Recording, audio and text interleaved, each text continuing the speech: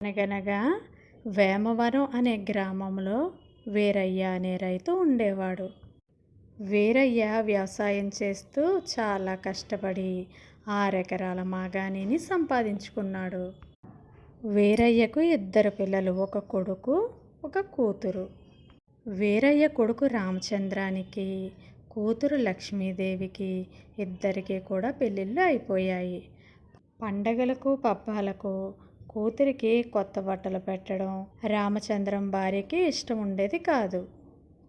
ఒకరోజు రామచంద్రం భార్య అయిన కాంతమ్మని తన భర్తతో ఇలా అంది: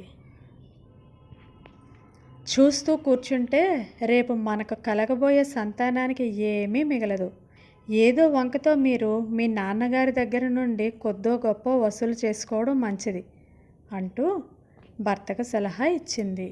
అప్పటి నుంచి రామచంద్రం తాను చేసే పొగాకు వ్యాపారంలో పెట్టుబడికనో, నష్టం వచ్చిందనో, అప్పులు తీర్చాలనో సాకులు చెబుతూ తండ్రి దగ్గర నుండి పెద్ద మొత్తాలని తీసుకుపోతూ ఉండేవాడు.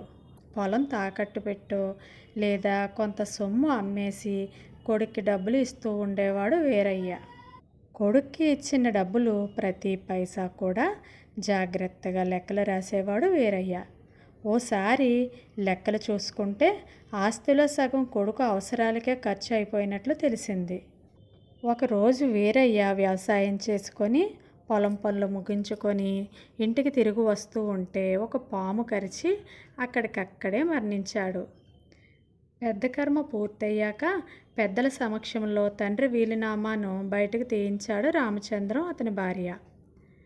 అందులో వీరయ్య వీలునామా ఇలా రాశాడు: ఆస్తంతా నా స్వార్జితం, అందులో సగం నా కొడుకు అవసరాల కోసం ఖర్చు చేయడం జరిగింది.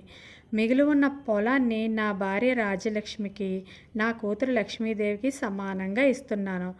ఇంటిని నా భార్యకు, నా కుమారుడు రామచంద్రం వ్యాపారం నిమిత్తం నా దగ్గర తీసుకున్న సొమ్మంతా అతనికి మనస్ఫూర్తిగా రాసి ఇస్తున్నాను అని ముందు జాగ్రత్తగా వీరయ్య ఎప్పుడో ఆస్తిపత్రాలను వీలునామా రాసి పెట్టెలో జాగ్రత్తగా భద్రపరిచాడు. ఇంతలో ఈ విషాదం చోటు చేసుకుంది. అతి తెలివితో మామగారిని మోసం చేయాలనుకున్న కాంతామణికి వీరయ్య అత్యంత తెలివిగా వీలునామా రాసి తమకు బుద్ధి చెప్పడంతో లబోదిబోమంది. థ్యాంక్ యూ పిల్లలు. ఈ కథ కనుక మీకు నచ్చినట్లయితే ప్లీజ్ లైక్ చేయండి.